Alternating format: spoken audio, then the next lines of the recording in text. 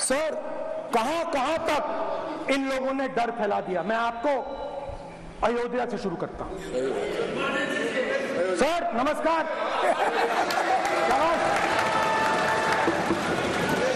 अयोध्या ने आपको मैसेज भेजा। अयोध्या में राम भगवान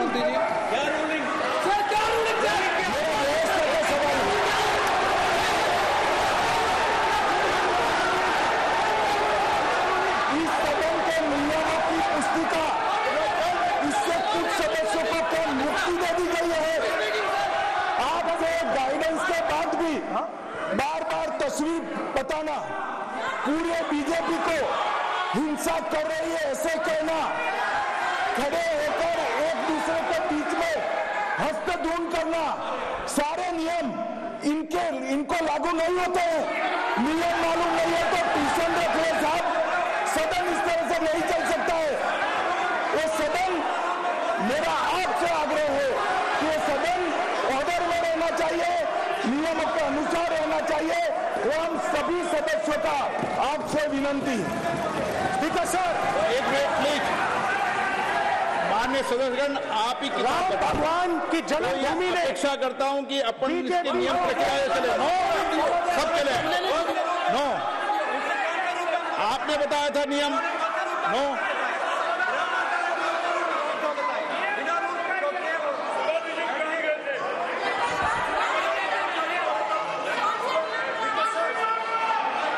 माइक दीजिए सर।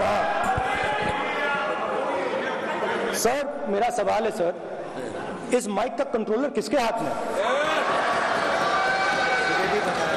प्लीज बैठिए। प्लीज माने बैठिए प्लीज। ये बार कई बार विषय उठ गई और बहुत गंभीर, और माननीय सदस्य, आप प्रतिपक्ष के नेता हैं, आप सदन के बाहर भी ये बात कहते हैं कि माइक बंद कर देते हैं। मैंने कई बार आग्रहपूर्वक किया कि आसन पर इस तरीके का आरोप नहीं लगाए। नो प्लीज, बात सुनिए। आसन पर सभी दल के, प्लीज, आसन पर सभी दल के लोग बैठते हैं और सभी दल के लोग सभापति तालिका पे हैं और सब जानते हैं कि एक व्यवस्था होती है। जिस भी माननीय सदस्यों को आग्रह किया जाता है बोलने का, वो बोला जाता है, और जिसको आग्रह नहीं किया जाता उसका माइक चालू नहीं होता। आप बोलने के लिए खड़े, आपका माइक कभी बंद नहीं हुआ, कभी बंद नहीं हुआ। आप अगर आसन में जो भी विराज रहे हैं वो अगर आपका नाम नहीं पुकारते हैं तब माइक चालू नहीं होता। ये व्यवस्था हमेशा इस सदन की रही है, पुराने में भी और नए में भी। कभी आसन पे व्यक्ति पर माइक का कंट्रोल नहीं होता। दूसरा, माननीय प्रतिपक्ष के आप नेता हैं और आपसे ये अपेक्षा की जाती है कि आप लोकसभा की प्रक्रिया का, संचार नियम का पालन करें, संविधान की जो व्यवस्थाएं दे रखी है उसकी पालन करें, और सदन में बोलते समय किसी भी धर्म को के ऊपर ऐसा आक्षेप नहीं करें जिससे पूरे देश के अंदर विषय पैदा हो। यह आपसे अपेक्षा की जाती है। सर, मैं बिल्कुल आपकी रिस्पेक्ट करता हूं स्पीकर सर, मगर मेरे भाषण के बीच में सच्चाई ये है कि माइक ऑफ हो जाता है। क्या करें? मैं क्या करूं, हो जाता है वो।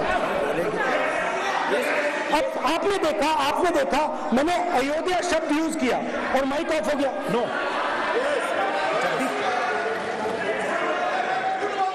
अरे ये प्रधानमंत्री मोदी जी के टाइम में आधा पेड़ आएगा क्या? तो अयोध्या में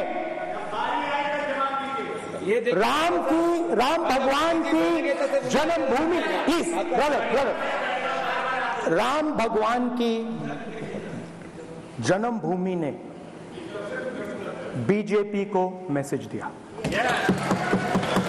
और ये आपके सामने मैसेज बैठे हुए हैं। मैंने इनसे पूछा, कल कॉफी पी इनसे मैंने पूछा बताइए, मैंने पूछा कि बताइए ये हुआ क्या।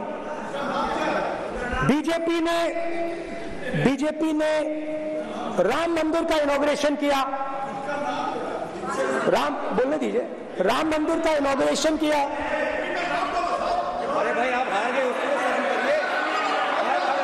नाम बोलने की कोई जरूरत नहीं, मैं भाषण दे रहा हूं, आप नहीं दे रहे हो। मुझे बोलना है जो बोलना है, मुझे नाम लेने की कोई जरूरत नहीं, मुझे जो बोलना है मैं बोलूंगा।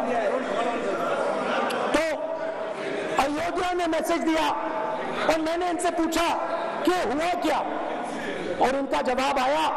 मैंने उनसे पूछा कि आपको कब पता लगा कि आप अयोध्या में जीत रहे हो, और आपने कहा पहले दिन से मुझे पता था। सही बात। और मैंने कहा ये क्या हुआ, उन्होंने कहा राहुल जी अयोध्या में एयरपोर्ट बना,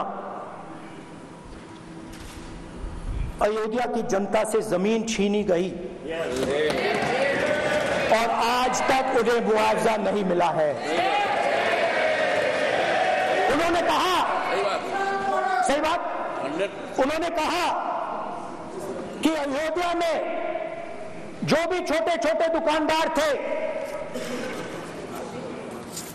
जो भी छोटी छोटी बिल्डिंग्स थी, उन सारों को तोड़कर गिरा दिया गया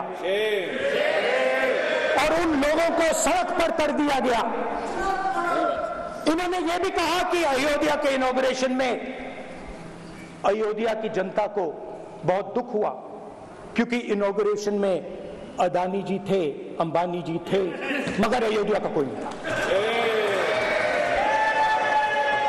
और ये कारण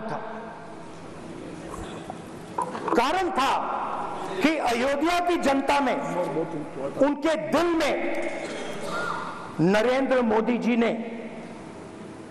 भय डाल दिया, उनकी जमीन ले ली, उनके घर गिरा दिए,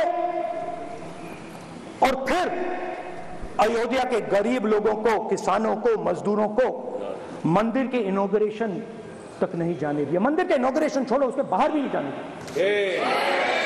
और इसीलिए अयोध्या की जनता ने सही मैसेज भेजा। अच्छा, इन्होंने मुझे एक और बात बोली, 3 बार इन्होंने कहा कि 3 बार नरेंद्र मोदी ने टेस्ट किया, 2 बार, क्या मैं अयोध्या से लड़ जाऊं? और सर्वेयर्स ने कहा अयोध्या में मत लड़ जाना, अयोध्या में मत लड़ जाना, अयोध्या की जनता हरा देगी। और इसीलिए प्रधानमंत्री वाराणसी गए और वहां बच के निकले।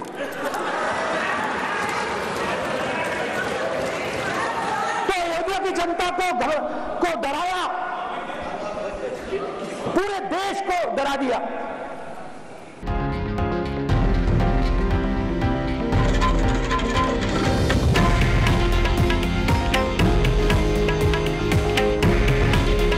हे आहे देशातील नंबर 1 न्यूज नेटवर्क आणि आपण पाहत आहात TV9 मराठी। काळजी तुमची, हित महाराष्ट्राचं।